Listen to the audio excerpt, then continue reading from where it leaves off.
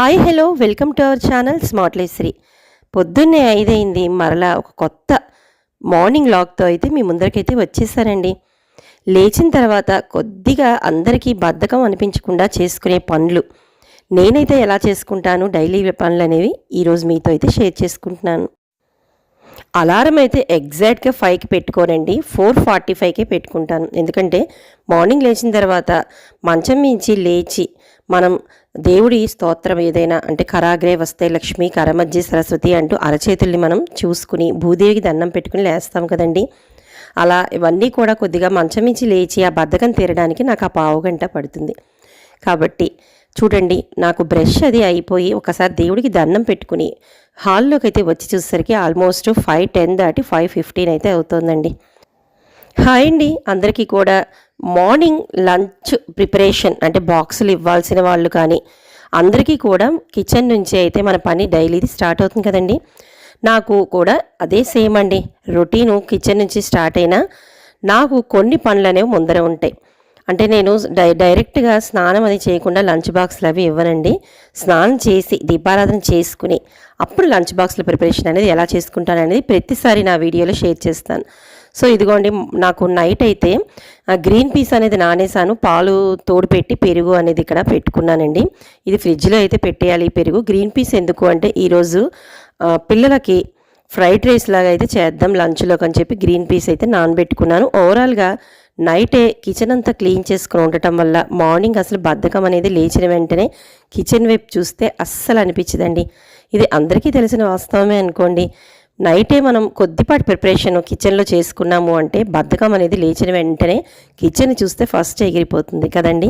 ఎందుకంటే ఎప్పుడు ఇల్లు కానీ కిచెన్ కానీ కిచెన్లోని ప్రతి వస్తువు కానీ చాలా ఆహ్లాదంగా నీట్గా అనిపిస్తే మాత్రం మర్నాడు పని అనేది తణువుకుంటూ పరిగెట్టుకుంటూ వస్తుందండి. ఓపిక శక్తి అదంతది. అందుకనే నేను ప్రతిరోజు లేచిన తర్వాత ఒకసారి దేవుడికి దండం పెట్టుకుని ఆ రోజువారి పనులు చేసుకునే ముందు ఇందాక కృష్ణయ్యని చూపించాను కదండి మన బృందావనంలోని, అక్కడైతే ఒక్కసారి హ్యాపీగా చూసి ఆ బాల్కనీ అంతా ఇంకా చీకటిగానే ఉంది కదండి. స్నానం అది చేసి కిచెన్లోకి అయితే వచ్చేసాను. ఇదిగోండి రెడీగా మనకి అంట్లనేవి కూడా తోమున్నాయి కాబట్టి ఇంకా నా బాక్సుల ప్రిపరేషన్ రోజువారీ వ్లాగ్ అనేది స్టార్ట్ చేద్దాం. ఆగండి. మరి నేను ఇందాకడే చెప్పాను, నాకు డైలీ పని ఫస్ట్ పని పిల్లల లంచ్ బాక్స్ అయినా దానికంటే ముందర కొన్ని పనులు అనేవి ఉంటూనే ఉంటాయి. అదేంటనేది ప్రతిసారి వీడియోస్లో షేర్ చేసిన విధంగానే కొత్త వాళ్ళకైతే నేను చూపించాలనే ఈ వీడియోలో మళ్ళీ అయితే షేర్ చేస్తున్నానండి. మీరంతా కూడా అసలు కొద్దిగా కూడా బద్ధకం అనుకోకుండా చాలా చక్కగా లేచిన తర్వాత ఫస్ట్ చేసుకోవాల్సిన చిన్న చిన్న పనులు కంప్లీట్ చేసుకుని స్నానం అయితే చేసి వచ్చి లంచ్ బాక్సులు ఇవ్వండి. ఆ రోజు వండిన మనకి తిన్న మన ఇంట్లో కుటుంబ సభ్యులకి కూడా చాలా తెలియని ఉత్సాహంగా ఆరోగ్యంగా కూడా అనిపిస్తుంది. ఇంక ఇక్కడ మీకు చూపిస్తున్న ఈ చాంటింగ్ అదేనండి, మన వెంకటేశ్వర స్వామి లైటింగ్స్ అయితే వెలుగుతున్నాయి కదా. ఇది నేను రీసెంట్గా తిరుపతి వెళ్ళినప్పుడు అదేనండి 15 days బ్యాక్ తిరుపతి అనేది వెళ్ళామని చెప్పి వ్లాగ్స్ అయితే కూడా నేను షేర్ చేశాను. సో అప్పుడు మా వారికి బర్త్డే గిఫ్ట్ కింద ఈ వెంకటేశ్వర స్వామి చాంటింగు అలాగే లైట్స్ వెలుగుతున్న దీన్ని అయితే ఇక్కడ ఏర్పాటు చేసుకున్నాం అని చెప్పాను కదండి. ఇంకా అప్పటి నుంచి ప్రతిరోజు నాకు ఇంకా ఇదివరకైతే టీవీ పెట్టుకునేదాన్ని, ఇప్పుడైతే అందులో మార్నింగ్ లేచిన సుప్రభాతం అనేది చిన్న బిట్ అనేది వస్తూ ఉంటుంది. లైట్స్తో పాటుగా ఆ సౌండ్ అనేది ఆన్ చేసుకుంటే ఇల్లంతా కూడా ఆ వెంకటేశ్వర స్వామి సుప్రభాతం అనేది మనకి ఆ చెవుల్లో మారుమ్రోగుతూ ఉంటుంది. ఇక అలా ఆన్ చేసేసి కిచెన్లోకి అయితే వచ్చి కిచెన్లో నేను చిన్న గౌరమ్మని అదేనండి మనకి రోలు గౌరమ్మ కింద మనం భావించి దండం పెట్టుకుంటూ ఉంటాం కదా, అది కూడా ఇక్కడ నేను ఏర్పాటు చేసుకున్నానని చూపించాను. సో అమ్మవారికి క్లీన్ చేసేసి చుట్టుపక్కల ప్లేట్ అంతా కూడా అమ్మవారికి ఒక దండం పెట్టుకుని పువ్వులు పెట్టి దీపారాధన అనేది మొదట ఇక్కడైతే చేసేసుకుంటానండి. అందులోనూ మనకి ఆగ్నేయం కాబట్టి కిచెన్లో ఈ ఆగ్నేయం మూల ఆగ్నేయ దీపం కోసం అయితే ఇలా రెడీ అయితే చేసుకున్నానండి. అంటే ఇలా ఆగ్నేయ దీపం పెట్టుకున్నట్టు ఉంటుందని ఇలా కార్నర్లో అయితే చిన్న రోల్ని అయితే ఇలా పెట్టుకున్నానండి. ఇంకా అక్కడ పని అంతేనండి. అక్కడ దేవుడికి దీపారాధన అయిపోయింది కదా. ఇంకా దేవుడు అసలైన మనం ఎక్కడ పూజా మందిరం ఉంటుందో అక్కడికైతే వచ్చి పాత పువ్వులన్నింటినీ తీసేసి కొత్తగా పువ్వులను అయితే పెట్టుకుని పంచోపచార పూజ అనేది ప్రతిసారి చేసుకుంటానని షేర్ అయితే చేశాను కదండి ప్రతిసారి. అలాగే పంచోపచార పూజ పువ్వులు పెట్టడం, అగరబత్తులు వెలిగించడం, దీపారాధన చేసుకోవడం, వచ్చిన స్తోత్రాలు కూడా ఇక్కడ గబగబా నేను చదివేసుకుంటూ ఉంటాను. అలాగే వంట చేసుకుంటూ కూడా ఇంకా నా నోటికి వచ్చిన హనుమాన్ చాలీసా, గోమహత్యం ఇవన్నీ కూడా వంట చేస్తూ నాకు మనసులో అయితే చదివేసుకుంటాను. ఇక అక్కడ నా పంచోపచార పూజ అనేది అయిపోయింది. ఇదిగోండి అసలైన మన డైలీ రొటీన్‌లోకి అయితే వచ్చాం కదా! ఇంకా కిచెన్‌లో పిల్లలకి లంచ్ బాక్స్ ఇవ్వడం కోసం అంటే మొట్టమొదటి చిన్న చిన్న పనులనేవి చేసుకుంటానని చెప్పాను కదండీ! వాటిలో కూడా ఇవి కూడా చాలా సార్లు షేర్ చేశాను. ఫస్ట్ అయితే నేను ఆహ్, ఎక్కడ పడితే అక్కడ తుడిచేస్తూ ఉంటామండి. మెయిన్ ఎక్కువ వాటర్‌తో అయితే మనం యూజ్ చేస్తూ ఉంటాం కిచెన్‌లో. కాబట్టి దానికి సంబంధించిన ఒక నాప్కిన్‌ని, అలాగే స్టవ్ మీద ఒక కంపల్సరీగా ప్లేటు, వాడాల్సిన గరిట్లు దాంట్లో పెట్టుకుని, ఈరోజు చెప్పాను కదండీ స్టార్టింగ్‌లోనే నేను పిల్లలకి ఫ్రైడ్ రైస్ చేయాలి అనుకుంటున్నాను. అందుకే నైట్ అయితే గ్రీన్ పీస్ నానబెట్టానని. దానికోసం నేను ఇంట్లోనే అయితే ఇలా పౌడర్ అయితే నేనే ఆడుకుంటానండి. బయట బిర్యానీ పౌడర్‌లు అవి తెచ్చుకోను. వాటినైతే తెచ్చుకుని పాలనేవి కాచేసాను. ఒక పక్క సిమ్‌లో అయితే అలా ఆన్ చేసుకొని ఫ్రై అవుతూ ఉండగా, ఇందాక దీపారాధన చేసుకున్నాను కదండీ! మరి పాలనేవి ప్రతిరోజు కూడా నాకు నైవేద్యం పెట్టడం అలవాటు. పాలు అవి కాచిన తర్వాత వచ్చి ఇంకా ఫినిషింగ్‌గా పాలు అనేవి నైవేద్యం పెట్టేసి హారతిని అనేది ఇచ్చి, నా పంచోపచార పూజ అనేది ఇక్కడితో అయితే అంటే ఇలా పాలను నైవేద్యం పెట్టి హారతి ఇవ్వడంతో నా పూజా కార్యక్రమం అనేది ఇక్కడితో అయితే అంటే డైలీ నా పూజ ఇక్కడితో అయితే కంప్లీట్ అయినట్టండి. నా మనసు ఇలా అయితే మాత్రం తృప్తిగా ఉంటుందండి. పొద్దున్నే నాకు దీపారాధన చేసుకోకుండా ఏదైనా పని అనేది స్టార్ట్ చేయడం అనేది అసలు నాకు నా డిక్షనరీలోనే లేదని చెప్పాలండి. అందుకే అది సండే అయినా మండే టు సాటర్డే ఇలా ఏ రోజైనా కూడా నాకు ఫస్ట్ అయితే ఈ పనులు అనేవి ఇలా కంప్లీట్ అయిపోయి ఈ విధంగా కంటిన్యూ అయిపోతూ ఉంటాయి. ఇంకా స్టవ్ మీద అది ఫ్రై అవుతూ ఉండంగా పిల్లలకి వాటర్ బాటిల్స్ అవి ఇస్తూ ఉంటాం కదండి. వాటిని 2 డేస్కి ఒకసారి అయితే మాత్రం చిన్న లిక్విడ్ సోడా వేసి నేను ఇలాగ వాటర్తో క్లీన్ అయితే చేసేస్తానండి. అవి స్మెల్ వస్తూ ఉంటాయి కదా, అందుకని బాటిల్స్ అన్నీ కడిగేసి ముందు మాకు 3 బాటిల్స్ అంటే 2 పిల్లలు మా వారికి 3కి బాటిల్స్ పట్టేసి పక్కన పెట్టేస్తాను, లాస్ట్లో హడావిడి అది అవ్వకుండా. ఇంకా ఈరోజు బ్రేక్ఫాస్ట్లోకి ఇక్కడ కలుపుతున్నది గోధుమ పిండి అండి. గోధుమ దోశలు వేయడానికైతే ఇలాగ హాఫ్ అన్ అవర్ ముందర నానబెట్టుకుంటే బాగుంటుంది. మినిమం మీరు ఇంకా పెట్టుకుంటారంటే గంట సేపు నానబెట్టుకుంటా చాలా బాగుంటుంది. నాకైతే ఒక అరగంట ముందర అయితే నానబెట్టాను, కానీ చాలా పర్ఫెక్ట్గా వస్తాయి.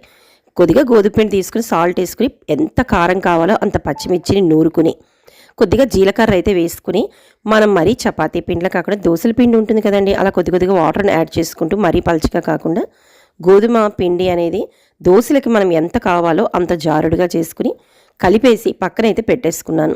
ఒక అరగంట నుంచి గంట వరకు నానితే దోశలు చాలా పర్ఫెక్ట్గా అయితే వస్తాయి. ఇంకా ఒక్క ఫ్రైడ్ రైస్ అయినా అని చెప్పి పిల్లలకి ఇక్కడ ఆలూ మటర్ కర్రీని అయితే చేస్తున్నానండి. దాంట్లో కోసమే ఇందాక ఇప్పుడు చూపించాను కదా చిన్న మిక్సీ జార్లోకి అయితే నేను ఆ కర్రీకి కావాల్సిన గసగసాలు, జీడిపప్పు, అలాగే మనకి ఉంటూ ఉంటాయి కదండి మసాలా దినుసులు, ఇవన్నీ కూడా మిక్సీ చేసి దాన్ని కూడా పౌడర్ ఇంట్లోనే ఆడుకుంటానండి. ఇదిగో మొత్తానికి ఇది ఆలూ మటర్ కర్రీతో పాటుగా అందులో కాంబినేషన్గా ఆనియన్ రైతా వేసి పిల్లలకి మా వారికి బాక్సులు అయితే రెడీ అయితే చేసేసి వాళ్ళకి బాక్సులు కూడా కట్టేసి ఇందాకడే వాటర్ బాటిల్స్ పట్టించేసాను కాబట్టి నాకు ఇంకా హడావిడి అనేది ఉండదండి. ఇందాక చూపించాను కదండి దోశలు కూడా నానబెట్టుకున్నాను అని. సో ముందు లంచ్ బాక్స్లో అయితే కట్టేసి నెమ్మదిగా వరుసగా ముగ్గురికి పెద్దగా తేడా ఏమి ఉండదండి. అందరూ వరుసగా మా పెద్దవాడికి మరి చిన్నవాడికి మా వారికి ఒక హాఫ్ అన్ అవర్ తేడాలో ముగ్గురు కూడా బయలుదేరిపోవాలి. కాబట్టి వాళ్ళందరికీ వరుసగా అయితే దోశలు ఒకసారి పెనం కాలేసి వేసిస్తున్నానండి. ఆ తర్వాత నేను కూడా బ్రేక్ఫాస్ట్ అనేది తింటాను, కంపల్సరీ తింటానండి. ఇది నేను చాలాసార్లు చెప్పాను, బట్ ఇప్పుడు ఇదిగో ఒకసారి చూపిస్తున్నాను కదండి. ఇందాక నానబెట్టిన దోశల్ని ఒక్క అరగంట పాటు నానబెట్టుకున్నా మనకి పర్ఫెక్ట్గా అయితే గోధుమ దోశలు వస్తాయి. చాలా టేస్టీగా కూడా వస్తాయండి. ఒక్కసారి ట్రై చేసి చూడండి. ఎవరికైనా గోధుమ దోశలు అంటే ఆల్మోస్ట్ అందరికీ తెలిసే ఉంటుంది. తెలియని వాళ్ళు ఎవరైనా ఉంటే మాత్రం పచ్చిమిర్చి, జీలకర్ర మాత్రం వేసుకోండి. కారంగా దీంట్లోకి ఇష్టమైతే ఏదైనా చట్నీ చేసుకోవచ్చు. నార్మల్గా దోశలు విడిగా తీసుకున్నా బాగుంటుంది. ఇంకా అందరూ వెళ్ళిన తర్వాత ఇప్పుడు నేను చూపిస్తున్న దీన్నైతే ఒక వరుస పెట్టి ఒక 10 రోజుల పాటు మనం తిన్నా పర్వాలేదు, లేదు వేడి చేస్తుంది అనుకుంటే వీక్లీ వన్స్ ఒక్కసారైనా కూడా ఈ విధంగా తీసుకోవటం వల్ల హెల్త్ బెనిఫిట్స్ అనేవి చాలా ఉంటాయి. అంటే ఇది మాత్రం పరగడుపున అంటే మనకి కడుపులో ఖాళీగా ఉన్నప్పుడే ఈ విధంగా అయితే తీసుకుంటానండి. ఒక్క తమలపాకులో ఒక 3 నుంచి 4 వెల్లుల్లి రెబ్బలతో పాటు కొద్దిగా తేనె వేసుకుని పూర్తిగా అయితే దాన్ని నమిలేస్తాను. తర్వాత అదే ఎంటీ స్టమక్తో కొద్దిగా జీలకర్ర అలాగే సోంపు కూడా తింటానండి. అది బాగా నమిలి తిన్న కొద్ది గ్యాప్ ఇచ్చి కంపల్సరీ గ్రీన్ టీ అనేది అంటే ఇందులో నేను నిమ్మకాయ పిండుకున్నాను హాట్ వాటర్లో, అలాగే టీ బ్యాగ్ అనేది గ్రీన్ టీది వేసుకున్నానండి. ఇంకా అంటే మనకక్కడ తమలపాకులలో తేనె వేసుకోకపోతే ఇందులో తేనె వేసుకుని తాగుతాను. ఇంకా అలాగే రాత్రి నానబెట్టిన బాదంతో పాటు కొద్దిగా ఎండు ఖర్జూరాలు కూడా నానబెట్టినవి తొక్కవలు చేసి తీసుకుంటాను. ఇవన్నీ అయిపోయిన తర్వాత కొద్దిగా గ్యాప్ ఉంటుంది కదండి, తర్వాత బ్రేక్ఫాస్ట్ అనేది కంపల్సరీ తింటానండి. ఏదైనా పూజల సమయంలో తప్ప నార్మల్గా ప్రతిరోజు అయితే బ్రేక్ఫాస్ట్ టైంకి అనేది తింటాను. అందువల్లే ఎంత పనినైనా తట్టుకుని బద్ధకం అనేది లేకుండా చేసుకోవటానికి పని అనేది ఇప్పుడు చెప్పే ఈ ముందు చెప్పినవన్నీ ఎందుకు చూపించానంటే ఇవే కారణమండి. ఇందాకడ కర్రీ అనేది చేశాను కదండి ఫ్రైడ్ రైస్లోకి, దాన్నే అయితే అద్దుకుని తినేసానండి. గోధుమ దోశల్లోకి కూడా సూపర్గా అయితే ఉందండి, మసాలా దోశలాగా. అది నిజంగా కావాలంటే మీరు ఏదైనా చట్నీ కానీ లేదంటే ఏదైనా ఓకే కానీ ఏది అద్దుకున్న లేదా నార్మల్ దోశలైనా బాగుంటాయి. ఇంకా అందరూ వెళ్ళిన తర్వాత ఇందాక చూపించాను ఇల్లు అనేది ప్రతిసారి షేర్ చేస్తాను. మార్నింగే నేను సర్దుకుని తుడుచుకుని ఉండటం వల్ల అసలు మొత్తం అందరూ వెళ్ళిపోయిన తర్వాత కిచెన్ కూడా ఎప్పటికప్పుడు క్లీన్ చేసుకుని వెంటనే అంట్లు అనేవి కూడా తోమేసుకుని ఇలా అయితే పెట్టేసుకుంటేనే నా తల అంటే నా బుర్ర అనేది పనిచేస్తుంది. ఇంకా లిక్విడ్ అనేది అయిపోయిందండి. ఇది నేను చాలాసార్లు షేర్ చేశాను, మళ్ళీ అయితే తయారు చేసుకుంటాను కాబట్టి ఒకసారి షేర్ చేస్తున్నాను. ఇప్పుడు ఒక కొద్ది చిన్న గిన్నెలో కావలసిన వాటర్ అనేది వేసుకుని కొద్దిగా బాయిల్ అవుతుండగా ఒక 5 నుంచి 8 వరకు లవంగాలు అయితే వేసుకోండి. వేసుకుని పొంగకుండా స్టవ్ ఆఫ్ చేసి ఒక స్పూన్ నుంచి ఒక స్పూన్నర వరకు అయితే మాత్రం బేకింగ్ సోడా అంటాం కదండి, అది పొంగుతుంది కాబట్టి స్టవ్ ఆఫ్ చేసి వేసుకుని బాగా చల్లారాక మీరు ఏ స్ప్రే బాటిల్ చేస్తారో దాంట్లో అయితే పోసుకుని ఒక బిర్యానీ ఆకుని అయితే చిన్న చిన్నగా తింపుకుని ముక్కల కింద దీంట్లో వేసేసుకుని ఇంకా ఇక్కడ చూపిస్తున్న విధంగా షింక్ కానీ అంట్లో ఎక్కడెక్కడ తోముతారో అక్కడ కానీ లేదంటే గ్యాస్ స్టవ్ కౌంటర్ టాప్ మీద మనకి చుట్టుపక్కల అంతా మనకి చిన్న చిన్న ఎక్కడెక్కడ బొద్దింకలు వస్తాయి అని చెప్పి అంటే మనకి పని అంతా అయిపోయిన తర్వాత అంటే మనకి వంటింట్లో వంట అది అన్నీ చేసేసుకున్న తర్వాత ఇప్పుడు ఇక్కడ చూపిస్తున్నట్టుగా మనకి ఇక్కడ అడుగున సిలిండర్ నుంచి కూడా హోల్లోంచి మనకి గ్యాస్ పైప్ వస్తుంది కదండి, అక్కడ ముఖ్యంగా అయితే అలాగే ఆయిల్ ఎక్కడెక్కడ పెడతామో అక్కడ ఈ చుట్టుపక్కల వీటిని స్ప్రే చేసి తుడుచుకుంటే మనకి బొద్దింకలు అనేవి అస్సలు రొక్కటి రమ్మన్నా కూడా రాదండి. ఈ విధంగానే నేనైతే క్లీన్ చేసుకుంటాను. అలాగే ఇంకొక చిన్న గ్లాసులో ఒక చిన్న 1 డ్రాప్ అండి, 1 డ్రాప్ అయితే మనకి చిన్న షాంపూలు ఉంటాయి కదండి, 1 రూపీ షాంపూ ప్యాకెట్ ఉంది కాబట్టి నా దగ్గర 1 రూపీ షాంపూ ప్యాకెట్లో ఒక డ్రాప్ వేసుకుని దాంతోపాటు మనకి కంఫర్ట్ వస్తుంటుంది కదండి, ఇలాగా అలా కొద్దిపాటి ఒక 2-3 చుక్కల కంఫర్ట్ని అయితే వేసుకున్నాను. ఈ రెండింటిని కూడా బాగా అయితే మిక్స్ చేసేసి మళ్ళీ తిరిగి మన ఏదైతే స్ప్రే బాటిల్ ఉంటుందో ఆ స్ప్రే బాటిల్లో అయితే పోసుకుని దీంతో అయితే మనం గ్యాస్ స్టవ్ కౌంటర్ టాప్ మొదలుకొని గ్యాస్ స్టవ్ను కూడా క్లీన్ చేసుకుంటే మీకు కుదిరితే ఇక్కడ విమ్ లిక్విడ్ కూడా వేసుకోండి. నేను చూపించడం మర్చిపోయాను, ఇందులో విమ్ లిక్విడ్ కూడా వేసానండి 2 డ్రాప్లు. మనం వంట చేసిన తర్వాత ఎక్కువగా ఒక్కొక్కసారి జిడ్డు చిందుతూ ఉంటుంది, ఆయిల్ అనేది మనకి ముక్కుల్లోంచి అటు ఇటుగా. వాటిని మనం ఎటువంటి ఎక్కువగా సోపులు పెట్టి తోమేసేసి ఏదో స్టవ్ అంతా కూడా వాటర్ పోసి చేయాల్సిన అవసరం లేదండి. మనం కొద్దిపాటి విమ్ లిక్విడ్ వేసాం, అలాగే షాంపూది ఒక 2-3 డ్రాపులు వేసాం, అలాగే కంఫర్ట్ మంచి స్మెల్ వస్తుంది కాబట్టి ఎటువంటి ఏ ప్రాబ్లము అయితే రాదండి. చాలా సువాసనతో కూడిన అంటే మనం ఏవేవో విమ్ రకరకాల అసలు ఇప్పుడు విమ్ అంటే పర్వాలేదేమో కానీ అసలు ఇంకా పేర్లు కూడా తెలియని ఎన్నో స్ప్రేస్ అనేవి మనకి సూపర్ మార్కెట్స్లో వస్తున్నాయి. అలా తెలియని వాటి అంటే మంచి వాసనతో కూడినవి వస్తున్నాయి, అందులో వాళ్ళు ఏం కలిపారో ఏమో మనకు తెలియదు. ఇవి అంటే మనం ఎప్పుడు రెగ్యులర్గా బట్టలకి వాటికి పెట్టుకుంటూ ఉంటాము ఈ కంఫర్ట్ ఇవి కాబట్టి వీటి ద్వారా వచ్చే స్మెల్ అనేది మనకి ఏమీ ప్రాబ్లం రాదు కదండి. అందుకే నేను కొద్దిగా అది కూడా ఎక్కువ ప్యాకెట్ అంతా వేసేయలేదండి, ఒక 2 డ్రాప్స్ అనేవి వేసాను, మీరు చూసే ఉంటారు. ఎక్కడైనా జిడ్డు పట్టిన కౌంటర్ టాప్ బ్యాక్ సైడ్ మనకి టైల్స్ ఉంటాయి కదండి, అక్కడ స్ప్రే చేసిన. ఇంకొక విషయం, ఇప్పుడు నేను పూర్తిగా కిచెన్ అనేది కూడా నేను ఎలా క్లీన్ చేసుకుంటాను అనేది ఇక్కడ చూపిస్తున్నాను. అంటే నేను ఆల్రెడీ చేసుకుంటున్నాను కాబట్టి ఇప్పుడే షేర్ చేస్తున్నానండి.